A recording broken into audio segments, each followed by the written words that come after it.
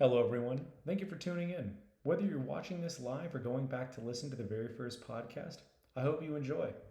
So, before I dive into the list of topics that I have tonight, I just want to go over a little bit about, what I'm about, what the stuff you're going to listen to, what the perspective is, everything like that. So, of course, you've seen the name Christian Libertarian, right? So, let's start with the second one of those first, right? I'm a libertarian. I believe that, you should be able to go out there and pursue your dreams. You should not have the government get in the way of what you're trying to do. Fewer regulations, fewer taxes, leave me alone, right? They should really change the name to the Leave Me Alone Party. I feel like, just just leave me alone, right?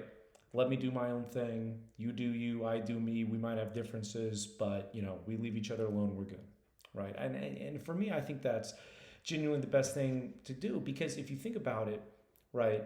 Do you really want someone telling you how to live your life? Maybe you do, but that should be a choice that you make, right? I don't want to be told what to do. Now, if I seek mentorship, I seek whatever, okay, that's fine. But I don't want some person, especially if they're using coercion, to force me to do something I don't want to do. I don't think anyone's a fan of that. And that's kind of where the libertarian piece comes in. Now, with that, with choice, which is what libertarianism goes into, I choose in my personal life to be a Christian, right? I believe that, God so loved the earth that he gave his only begotten son, that whoever believes in him shall not perish but have eternal life. John 3:16. I believe in that. I believe that, through Christ, you're going to live a more fulfilled life. I believe that, through him, you're going to, of course, get eternal life. And I'm always going to come through that from that perspective where, I think that, you should try to live a fulfilled life where you should try to walk in the, shoes of Jesus. Of course, everyone's going to fall short of the glory of God. But that's my personal choice. That's my personal decision. And so, throughout the topics that I'm going to talk about, in this podcast and future ones, I'm going to talk about, what should the, government be doing, right? What should, they be doing? And that's one hat that I'm going to wear. And then what's my personal opinion, right? And those things, in terms of what I do in the situation and what's, okay, now that I have the choice, what would I do in that? And so that's kind of where that would go. And so that's a little bit about me. That's kind of, what the perspective you're going to get in the podcast. So if you like that, stay tuned, listen in, and hope you enjoy. So if you've been watching the news anything this week, you definitely know about this Titanic sub situation. Yesterday, so Thursday, June 22nd is when they found some wreckage. They saw like the door, they saw everything blown off, and that's when they made the determination that it kind of blew up. Right, there was really two kind of theories going on, Sunday, Monday, Tuesday, which was either A, they're going to run out of oxygen and they're going to be, banging up against the wall and they're going to be freaking out and, they're going to, slowly go into a daze and then die. And a very painful death. And the other theory was that it was just an instantaneous, they're, 10,000 feet below sea level, the atmospheric pressure is, 250 times what it is at, sea level, and they just got instantly imploded, very quick death. All right, and those were the two things going on. And Thursday, they went in there and saw that, it blew up. And so, obviously, very sad situation. You don't want to see anyone die. When you think about people adventuring and doing stuff, obviously, there's going to be some risk. Like, you go to the bottom of the ocean, there's going to be some risk. You go into space, there's going to be risk. But, of course, you never want to see the downside of that. Of course, it's sad. It's a tough situation. But would you rather, be stuck down there in total darkness, no control, using your Logitech controller, and not either getting up to the surface or whatever and slowly dying, or would rather be instant? And I think I'd rather pick the instant if I were in that situation. But that's not really the big piece. Of course, about the news story. The big piece I want to talk about is earlier today. There was a whistleblower or some sort of thing that came out that said, 2 hours after they lost contact with the mothership, this Titan crew that was going down the Titanic, there was an explosion that they heard, or implosion, some sort of large sound, which would have indicated that they blew up. And people were wondering, hey, why didn't you tell us this early? What's going on here? What's this? And of course, this is bringing up a lot of conspiracy theories, and we can get into that. The big conspiracy theory going on right now is the whole, a lot of stuff happening with, the Hunter Biden situation, with stuff on Congress, there's whatever story that people think is bigger, there's some Trump indictment stuff, whatever it is. A lot of people think that they're using this as a cover-up, that, it's the Navy, Joe Biden told him, hey, don't release this for X, Y, and Z, or someone in the intelligence community, whatever. And I understand how you could put those two pieces together and say, yeah, that makes sense. But I actually think that the explanation is a little bit more reasonable. And it's just, hey, look, if you're one of the family members or you're someone on this crew, would you want someone to give up the search? Because you don't know what that explosion sound could be, right? Yeah, of course, you put two and two together, you see the wreckage, you kind of know the time frame, and you're like, yeah, that makes sense, and you could, backdate it, and sure. But let's say it was, Sunday, they heard the explosion, using their underwater sonar technology, whatever it was, and then they, called off the search, and they said, oh yeah, this wasn't it. Now, we know now that probably would have been the right decision. But you have to think about it is you don't actually know, right? What if those people were underwater the whole time, and they called off the search, right? And there was no hope, right? And so it's one of those situations where you would rather have the search happen and not need it than to need the search and not happen. Because if you could have saved the lives, why not? So I get why they did that. You don't want to give up the hope on that. Again, the conspiracy theories are, it's, the covering up the Hunter Biden, the plea deal, and I'll get into that because I think that there's a lot more to dig into that more than just this specific situation. But there's some issues there. In fact, we'll just lead into that right now. So a lot of people are saying that, hey, this Titanic, Titan sub story, all of that was exacerbated through the media to kind of distract from the Hunter Biden plea deal. And so essentially, he had some, IRS stuff going on. He had some, drug addict as a gun owner, a lot of things, and, whatever's on the laptop, a whole lot of not great things. And if you're an average person, you probably would either, be going to prison, jail, something on these things. But they give him a plea deal, probably not going to go to prison. That's, the guess right now. They're going to do sentencing, probably not going to happen, right? And the thing is the DOJ, which, by the way, Department of Justice, which means is an executive branch, any department of X, Department of Energy, Department of Education, et cetera, it's all part of the executive branch. The executive branch is ran by the president, who's the president, Joe Biden, who's his son, Hunter Biden. So there's definitely a conflict of interest if the Department of Justice is going to give a sweetheart deal. And that's kind of where I want to dig into a little bit is the fact that you have a situation where, look, we obviously know the president can pardon people, right? Gerald Ford pardoned Nixon, and, I think, at the end of Obama's presidency, for instance, he gave a lot of people pardons, and, there were all these stories, feel-good stories for families and people who have clearly served their time, whatever, we get into that. Or, if their, president says, hey, we're not going to, we're going to deschedule a certain drug, get people off, whatever. Right? In fact, there was a whole situation where Biden said, hey, we're going to release all nonviolent, if cannabis, marijuana was your only charge, we're going to get you out of prison. Unfortunately, no one in federal prison just had a marijuana charge. There was always another charge. So it was a meaningless act, whatever, right? Again, as a libertarian, I think, government shouldn't be in the business of legalizing or, shouldn't be in the business of telling people what not to put in their bodies in that. But the point that I'm saying here is that the Department of Justice is ran by the president, essentially, right? Because it's department under him. He can fire whoever he wants. He can direct them. Now, a straight up pardon would obviously kill his re-election term if Joe Biden makes it to re-election, which, every day we get closer, the more likely we are that he lives and goes through that, right? So if you were to just straight up pardon Hunter, obviously that would kill his thing because, the Fox Newses of the world, the, every, right wing, Daily Wire, all of those people would go off and people would be genuinely upset. And I agree, that would be definitely nepotism, conflict of interest, all these things wrapped into one. So what could you do instead to say, well, it's not going to be that big of a deal, but it's not a pardon. I technically can just, if I'm Joe Biden, I can feign ignorance, whatever. Just have the Department of Justice give him a sweetheart deal. And I think this is something that Congress should look at.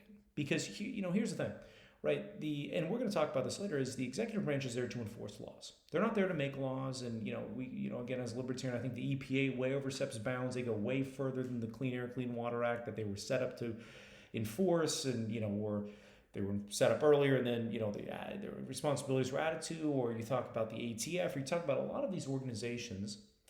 They expand their power versus what Congress gave them. It's to enforce the laws that are on the books, not make new ones.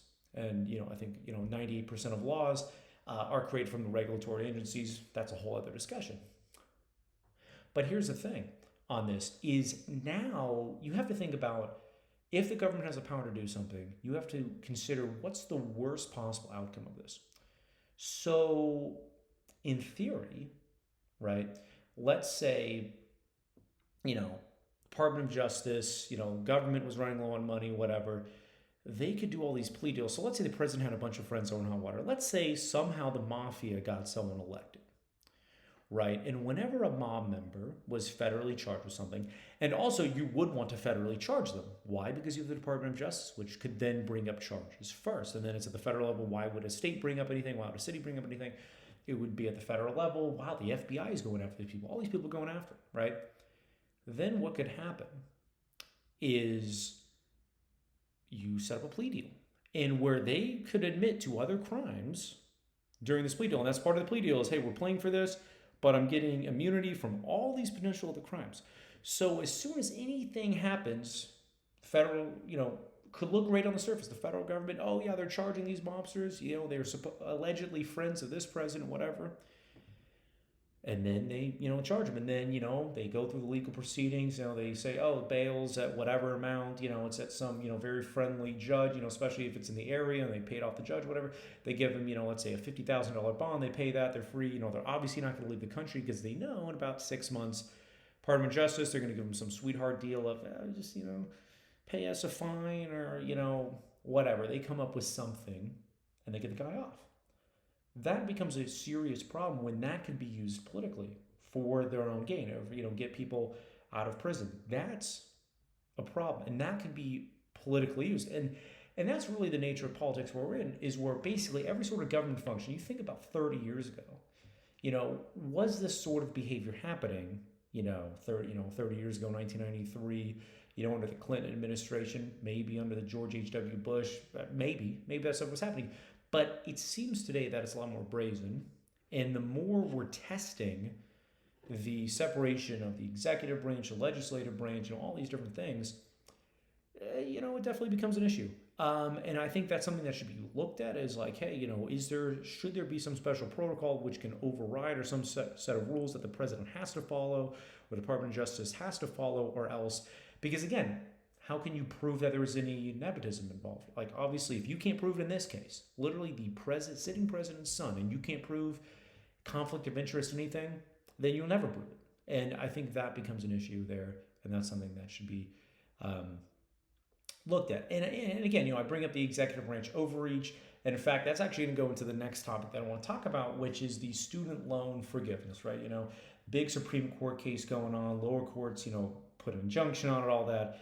And we're expecting this upcoming week, end of June, that we're going to get a decision on that.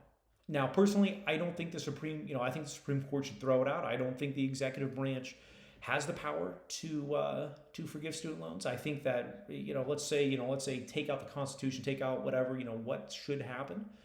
Look, I don't think they should discharge it, even if they had the power to. I think that they should change the system to, I think they should allow people to discharge it through bankruptcy. You're not going to get anything for free. When you declare bankruptcy, it's 7 years on your credit. That's going to hurt for 7 years. That's tough. That's really hard, and you have to go through that. But if you take a look at that, like let's say you're making $40,000 a year, and you have $200,000 student loan debts, and your cost of living, you have a child, you have all this stuff. You're never going to pay it off, right?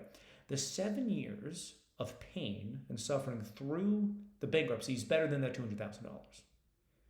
Right, that this is going to garnish your wage, whatever. I think people should be allowed to discharge it. I also think the government should get out of student loans, and it should only be through private corporations. But guess what? People can discharge it through bankruptcy, so they're going to have to change the way they do it. They're not just going to be able to give it to everyone. And universities are going to hate that because they're going to have to lower tuition prices. The reason tuition went up is because of the student loans, because now there's more demand. Everyone knows supply demand. If everyone now has $20,000 for to go to education, well, school's going to charge $25,000. They're going to charge $30,000. they're going to keep on charging as much as they want, and they know it's unlimited money, and obviously they're not going to charge $1 billion, right? There's a reasonable thing that they're going to have, quote unquote reasonable. It's ridiculous that universities cost $70,000-$80,000 a year at the highest level. You think Ivy Leagues, right? Stanford's what, $70-some thousand? Someone can fact check me on that one. But even public schools, I mean, they're getting up there, and so this is all because of the easy money. And you might say, well, no, that's not the case. It's X, Y, and Z. Well, right now, every argument for the stock market and why, there's some uneasiness, now it's going up, and we can, again, talk about that later in the podcast, is because the easy money's going away. Why do you think, Silicon Valley Bank went under? They didn't have liquidity. They didn't have money coming in, right? Easy money was gone. If you got rid of the easy money, which is basically like, unlimited money to these colleges, they would have to lower prices, or they would go under, or both. They'd lower prices and go under. Needless to say, there's a lot that can be done with student loans, and a lot of people made videos on it. Don't want to go into the actual solutions, and we went into some of the solutions in that. But I want to get into, specific Supreme Court case, what's going on with that, right? And so, I've been seeing a lot of articles discussing, a couple of Supreme Court cases that have resolved this week, that the decisions have been announced, gone through. And the first one involves the 1978 Indian Child Welfare Act. And essentially what that act did was give preferential treatment for Native American tribes to adopt kids under their own jurisdiction. So let's say you have the Navajo tribe and there's a child Navajo, the parents aren't in the picture, it's up, the child's up for adoption.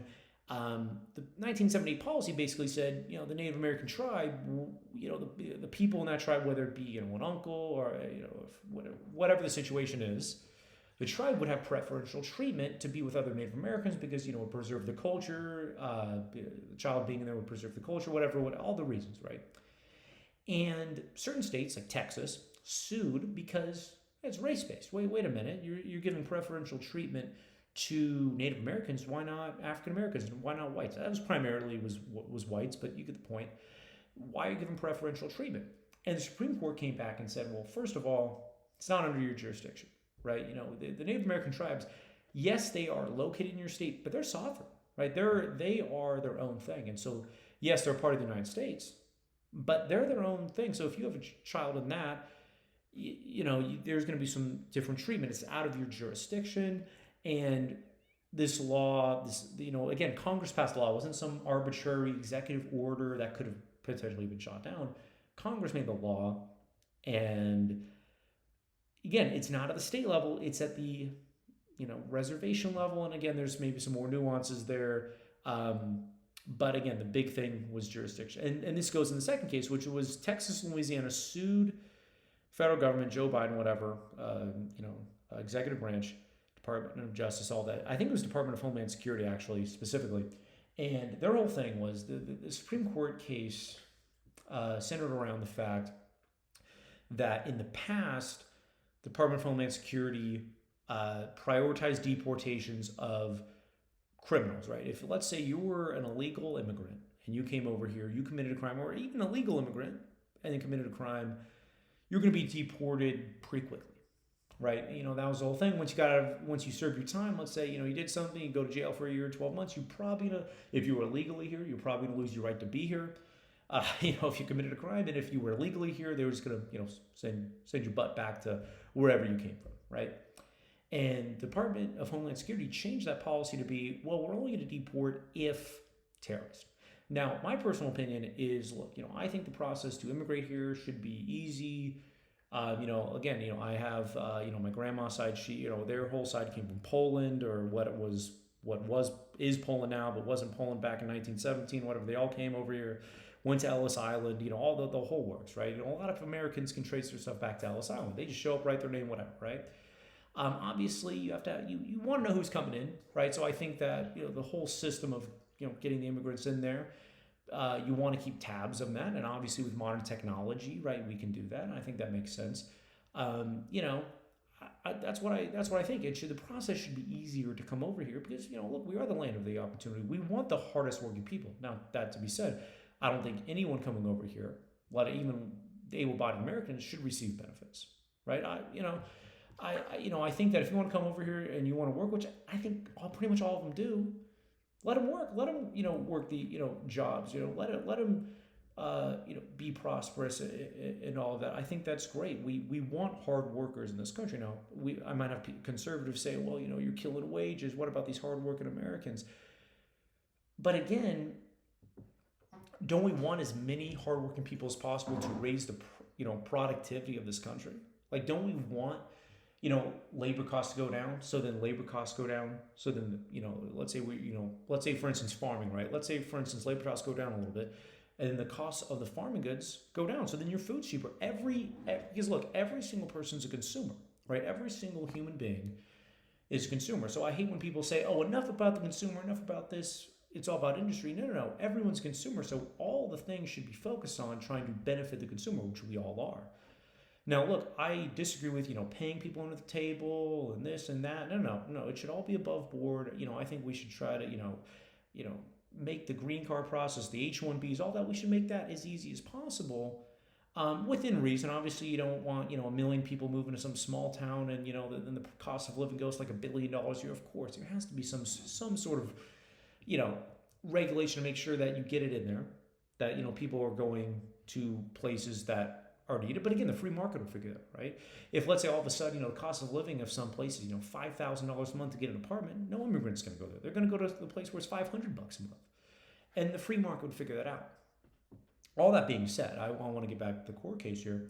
So Louisiana, Texas, they sued because, again, this policy is going to harm Louisianans and Texans because, hey, these people could commit more crimes. And stats are there that show that once you commit a crime, you're much more likely to commit another one. If you think about the general population, what percentage of people in the general population committed crimes? Let's say it's 10%, right? But what percent of people who commit crimes, I'm saying real crimes, not like, oh, you stream some, sporting event or you accidentally, there's some whole thing that the average person accidentally commits 3 felonies. No, nothing like that. I'm saying like a real crime, like you rob someone, you shoot someone, whatever, like a real crime, right? What's the likelihood of someone who's already committed a crime to commit a second one? Well, it's a lot more than 1 in 10. It's like, 1 in 2, 1 in 3, right?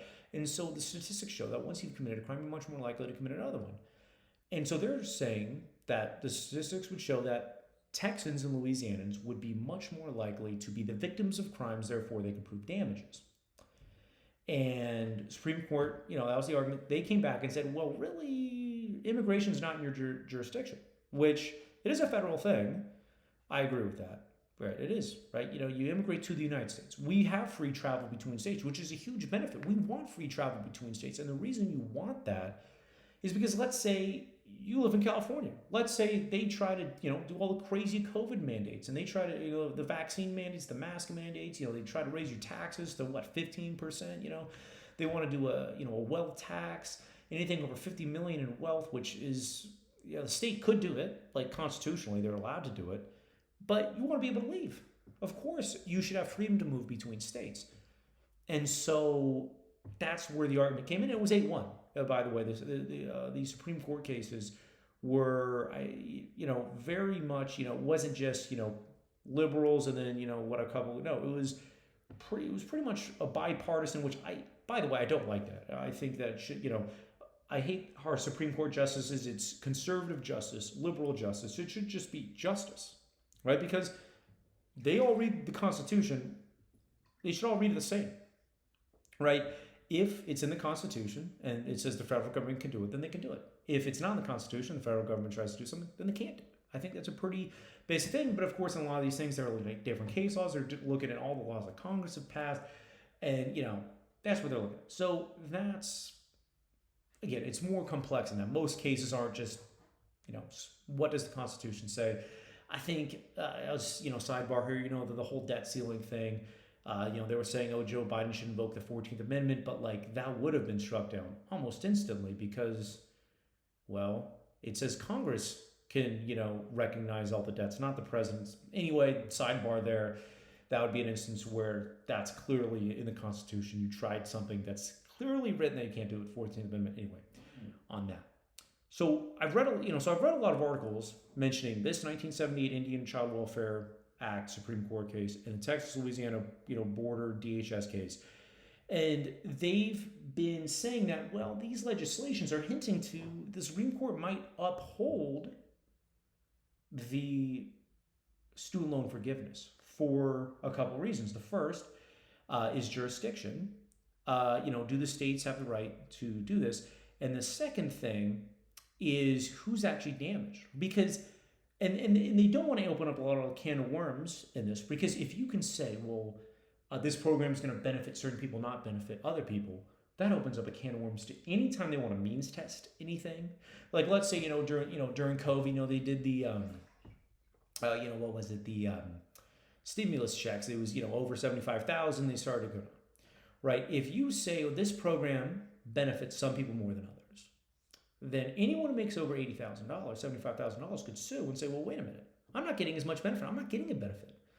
So you don't want to open up that can of worms of that, because then you can never means test anything. Now, I don't think government should be giving out money to people. I don't think, robbing Peter to pay Paul is the move.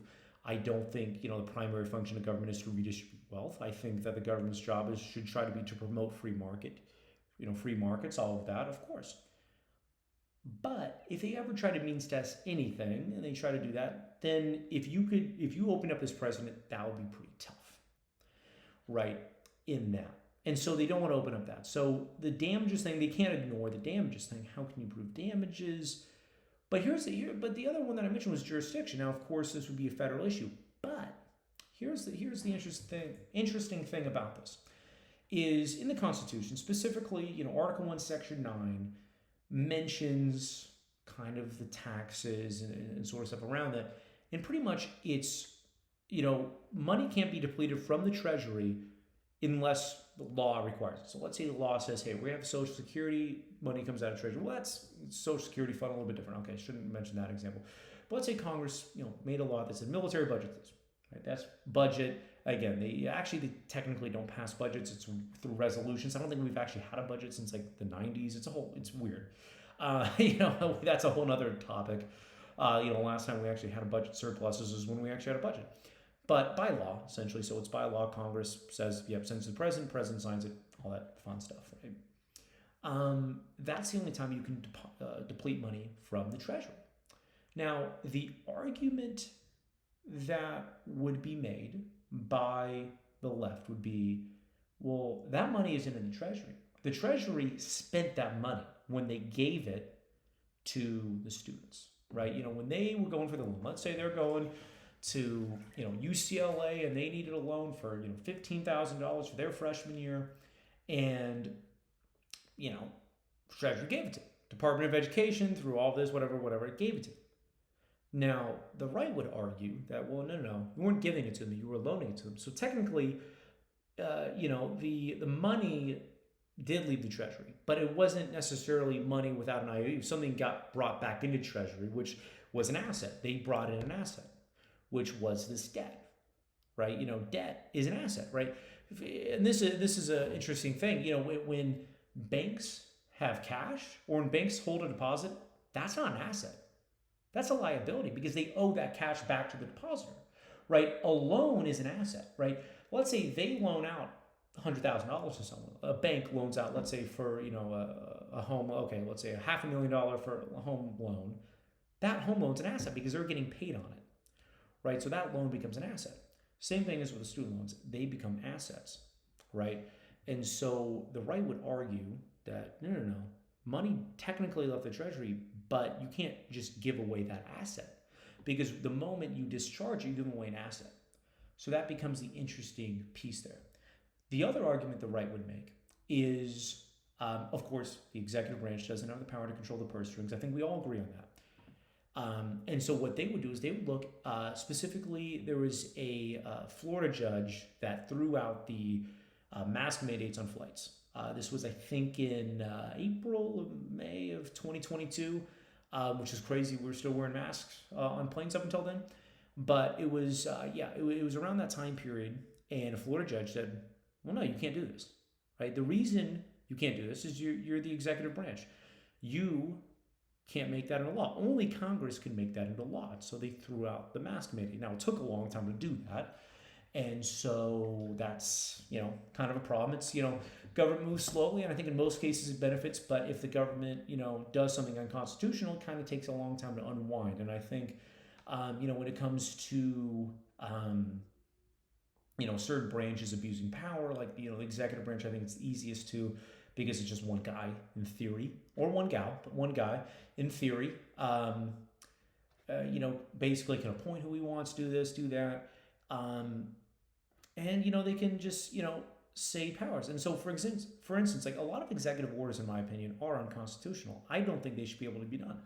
As a libertarian, I think the primary one people look at is the 1933 banning of gold. I mean, gold is literally, back then, was literally money, in terms of like, gold is worth, 100, $1,900 an ounce. Back then it was, gold is $20, but it was $20 is an ounce of gold. Like, that's what it was back then, right? They were interchangeable, and so they basically banned one form of money. Like, the dollar represented money, because the dollar was a representation. Your paper money was a representation of money, which was gold. But so that was an executive order people would go against. Most executive orders are unconstitutional. And this is where I think the Supreme Court could make a precedent and say, well, we go back to this student loan forgiveness, is where maybe you can't prove damages, right? But you can prove that the executive branch can't do this, right? And you don't want to open up all the can of worms, like I mentioned earlier, with, different people were damaged, or like how can you prove damage in this case, or you don't want to open up mean testing. I get that. And there's a lot of other situations that if they try to base on this, it would be tricky. But what they could do, and this would be a crazy precedent, and this is something that I would like, and maybe they can, is anything that is unconstitutional is a damage to every single American. I think that should be a precedent the Supreme Court makes, and says, hey, look, basically it's just going to say, hey, if you do this, and even if you can't prove that there's damages, again, in the other can of worms situation, right? Let's say, the executive branch said, we're going to give everyone $10,000, right? We're going to make an executive order that gives everyone $10,000. Well, the Treasury doesn't have that money. Okay, well, the Treasury's going to, print a bunch of bonds to borrow it. Well, they hit the debt limit. Okay, we're going to sign an executive order that ignores the debt limit, because the debt limit, we're not listening to it, right? Whatever, right? You look at the 14th Amendment, you could, and if it took years and years and years for this to go through the courts and all this, then yeah, everyone get their $10,000, right? And which is like, oh, why shouldn't people get $10,000? Well, what happens if it's September of 2024 and Joe Biden, or let's say 2028, Donald Trump, DeSantis, or Joe Biden, whatever, decides to do this? They could essentially buy votes. They could say, well, we're going to give everyone $10,000. And you could even take it a step further. If you could say, well, some people get it and some people don't, you could, in theory, give money just to swing states, or give money to people just in specific states. Now, obviously, there has to be, there would be a little bit more nuance there, because then you could say some sort of favoritism. There are things in the Constitution with that when it comes to like taxes and applying duties to certain, things between states, of course. But in theory, right, you can make an executive order that says it's okay. And it would take the courts a while. Now, they could put an injunction on it, and that takes time. But if you do it quick enough, the money gets out, if the money's already out, the injunction is going to take time, especially if it was like a Friday and whatever, okay? So I think the Supreme Court, so the first thing is, any sort of thing that's unconstitutional should automatically dictate damages to every single American, because if you do something unconstitutional that damages the relationship with the Constitution, that damages every American. I think that's the first thing. The second thing is, I think executive orders should automatically go to the Supreme Court to basically speed up the resolution, right? Because, if there's injunctions and there's this, so like the big thing was, back in 2017, the Donald Trump, Muslim travel ban, whatever they're calling it. There was injunction, they fight it through courts, or eventually they give up on it, whatever. I think, hey, let's just speed up the resolution. Let's have clarity into what's going on, so people can make better decisions. And I think that, any sort of executive order should go to the Supreme Court whenever they're in session. And if the Supreme Court says, yeah, this is good, great. And if it's not, okay, well, then we're going to strike it down, and it just quickly gets resolved. And so and it truly keeps the checks and balances in place. And I think that's what should happen.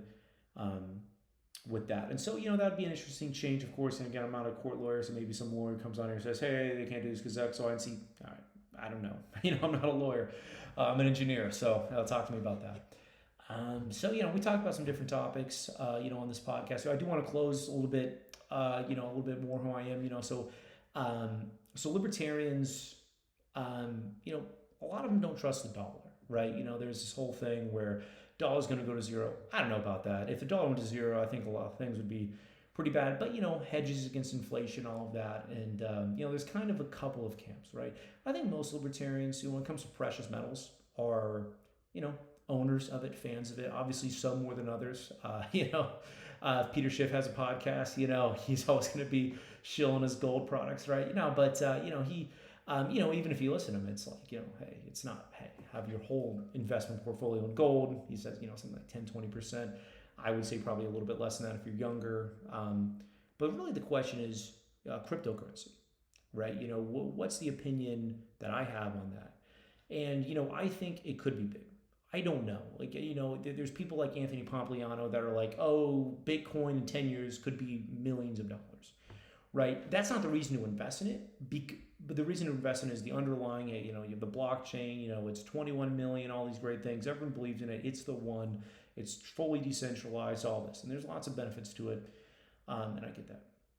And there's all their altcoins and all this stuff. So, I guess the question is, where do I fall in that? I think, like I said, I think crypto could be big. And so if I were to invest in it, and, I do, I would say a few percentage points of the portfolio, because if, let's say, Bitcoin went to, let's say you have a $100,000 portfolio, you put 2% into Bitcoin. I wouldn't do any of the, the altcoins, like the Doge coins, any of the other ones. Maybe there's some other cool use cases, maybe some video games, games have some crypto elements, and sure, okay. But really the main ones, Bitcoin, Ethereum, I think those are the main two that you should be focused on.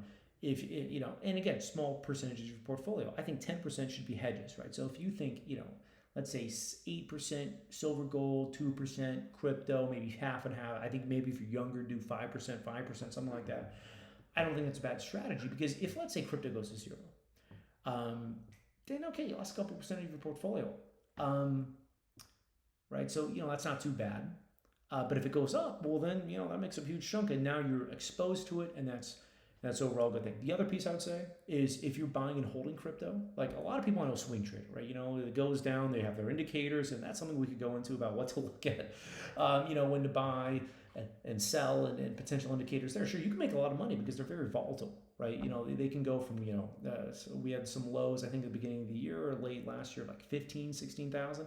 Now it's up at 30, so you could have doubled your money, but you could have actually gone from 15 to 20 and then back down to 18 and up and down and up and down. And you could have made money going up and down, all that, sure. But if you're going to buy and hold it and you believe in crypto, hold your own wallets. Please, don't buy, if you're buying an exchange, get it onto your own wallet. Because, if, the SEC comes trying to regulate, we see what they're doing with Coinbase, we see what you're doing. If it's not in your own wallet, you don't own it. And this goes back to an old, precious metals thing. If you don't hold it, you don't own it, right? I don't know why anyone, if you're buying, rounds of gold, rounds of silver, platinum, whatever it is, why you would have someone else hold on to it for you. Why don't you hold on to it? Now, again, I understand, like, it's risky, right? Let's say your house gets robbed, it gets stolen. Yeah, that sucks. It's heavy, you got to move it around. You got to move, I get it. Or, there's a lot of reasons. But if you don't hold it, you don't own it. If it's in some custodial thing, maybe they could do some weird things and, all of a sudden it's gone or they go and solve it. And you might, let's say you have 100 ounces of silver with them. Maybe, collections come and you don't even get 100 ounces of silver. You get maybe 75%, but they liquidate, give you cash. But let's say by that time, let's say value of the dollar's gone down a little bit. Oh, you're out of luck. And so I think, just like with precious metals, hold it yourself. Crypto, get it in your own keys. In that. Now you might be saying, hey, why only 10% of these hedges? A lot of libertarians talk about gold, they talk about silver, they talk about crypto. I think that's the big contentious one where you have guys like Peter Schiff that don't think there's any sort of value there, and whatever. Or you have other guys like Anthony Pompliano or Dave Smith or a lot of the crypto maximalists. Go to recent TV. There's thousands of them on there. Why only 10%? And this goes back to, a lot of investors. I think Warren Buffett said this, correct me if I'm wrong, but it's like, look, the reason he doesn't invest in gold, but the reason he invests in companies is because you'd rather put money with, you know, a building full of people trying to make you money because you're the shareholder, right? They're trying to make money. They're trying to do their job as best as possible to get raises and do all that. They're trying to give shareholder value. So you have thousands, tens of thousands of people trying to generate you a return versus some shiny rock sitting in a safe. Now, I think that shiny rock sitting in a safe is important, just like, you know, the Satoshis sitting in your, you know, wallet, you know, tucked away and all that. I think that's important, but it should be a smaller piece of your portfolio because you want generating, you want income, you want value, you want to, you know, get that value. And so that's kind of my closing argument there. That's what I believe. And so if you call me a gold bug or a crypto guy or whatever, no, I believe in those things. I think they're good, but at the end of the day, you should, you know, again, this is not investment advice. Talk to a professional. I'm just some bozo talking in a podcast. But anyway, thank you for listening, and I hope you have a good rest of your day or evening.